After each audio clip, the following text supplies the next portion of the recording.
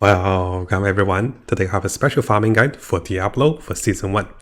Now if you look behind me, I have gotten some of the crucial uniques for my class and also for my build, including the Tempest Roar, including the Vasili's Prayers, and also the Magwolf's Glee. There's also other uniques I have gotten like Temerity, and I have gotten a lot of other uniques as well. So what I want to do in this video is, I want to provide you guys with all the best ways of getting your targeted class and also build uniques. Now you might be saying, hey Matt, this is very random, but trust me guys, there's a lot of science, there's a lot of method behind of this, and I have written the notes for you guys. Because if we have a look at over here, the developers has posted how to get Uber uniques. But of course, not all of us can get Uber uniques, right? We can get additional chance of getting unique items because of the monster family. There's also other ways or method of ranking different nightmare dungeons because of the monster type, and also to see what uniques they will be dropping for your class. Now starting with the notes, we do have a few leveling guides if you guys do need help, and I will be making a leveling guide after World Difficulty 4. Now because certain uniques only drops at World Difficulty 4, it is quite important for us to get over there. You can still get some uniques at World Difficulty 3, so keep in mind. Now to get to World Difficulty 4, you can ask a friend for help or try to attempt the Capstone Dungeon solo after level 60. And I'll be making some guides for you guys about that as well. And right now, because a lot of people have gotten over that, it's much easier to ask for help. Now once you guys have gotten to World Difficulty 4, make sure you have a timer for the Legion event and also for the World Boss. This is the very start of farming, and I do recommend coming over to an interactive map like this one on Max Row. You can see the Legion event and also World Boss. This is one of the best ways for you to get more items, legendary, uniques, and also this is no item requirement. You can be underleveled because there's a group of players, usually we can clear this one pretty fast. You get tons of experience, you also get chance of legendary and also uniques. Now of course guys, I know some of you guys have not gotten to World Difficulty 4 yet. You can use the same method for World Difficulty 3. Now, even a nightmare dungeon with a tiered 1 nightmare dungeon, there is a boosted chance of dropping more legendaries and also more uniques. This was tested and also mentioned in the update notes. Now, if you haven't seen our previous video, there was a nightmare dungeon bug that at a secret nightmare dungeon, I was getting ancient items. Now, some of the players who are currently in World Difficulty 3 was able to get World Difficulty 4 items because of this. Now, I didn't go deeper into how this was done. There is a video I talk about this one. So you can have a look at the video and see if you can, replicate this one. If you can potentially get World Difficulty 4 uniques in World Difficulty 3. Now, one of the biggest highlights for this particular guide is that we'll be using the monster families together with the latest nightmare dungeons.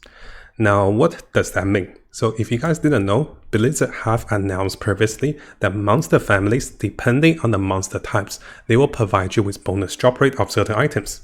If you're fighting Band-Aids, which is from the Uda's cave, you'll be getting a higher chance of dropping daggers and also maces. And if you were to get unique items, this is likely you can get unique daggers and also maces from this particular dungeon. This is similar for most of the monster types. So what I recommend to do is, let's use my Druid as an example. If I'm looking for Tempest Roar, which is a helmet, I'm looking for Vasili's Prayers, which is a helmet. I can come over here to the link, I can go search and I go helmet. And once we go helmet, notice that it will show me what monsters will increase the helmet drop rate. The cultists and also the cannibals are really good. So if I were able to find and also farm nightmare dungeons with those monster types, once I get a unique item, there's a boosted rate of getting those uniques from those monsters. And this is quite important guys, because if you do this correctly, you're getting boosted rate because of the monsters and also from the nightmare dungeons. Now if you guys remember previously, we have had a video to talk about the best nightmare dungeons pre-season. Now because the previous guide from our previous friend on Reddit was out of date, I'm looking for more guides and crafting my own guide to see which of the nightmare dungeons will be boosting your nightmare types of the item drop. Now because we're not getting those nightmare dungeons, this is out of date. So this is a work in progress. I'll give you guys an update in the future to see which nightmare dungeons will boost your rate for your uniques. So for now, what you want to do is manually come over here, search the items and also double check your nightmare dungeons to see if you have those monsters in the dungeon. Now, one of the other things that was not often mentioned to get more uniques is the class loot pool and also the use of the Helltide chest. If you guys know, I'm sure you guys know, certain classes have uniques on different parts. For example, the Druid have 2 unique helmets, while the Barbarian doesn't have any unique helmet. So what that means is, if you're farming for health height, you should go for the 250 chest. And then if you happen to have spare of your shard, go for the helmet chest. This will be really good to get your class specific uniques for the druid. If you're looking for a chest for the sources, do the same for the sources for the chest of the health height chest. Now, if your class does not have a helmet, this is okay as well, because after level 85, keep in mind guys, you have to be level 85 or after level 85. Then if you go for those chests in the health height, there's a chance of dropping the uber unique helmet, which could be the shackle, could be the other helmets.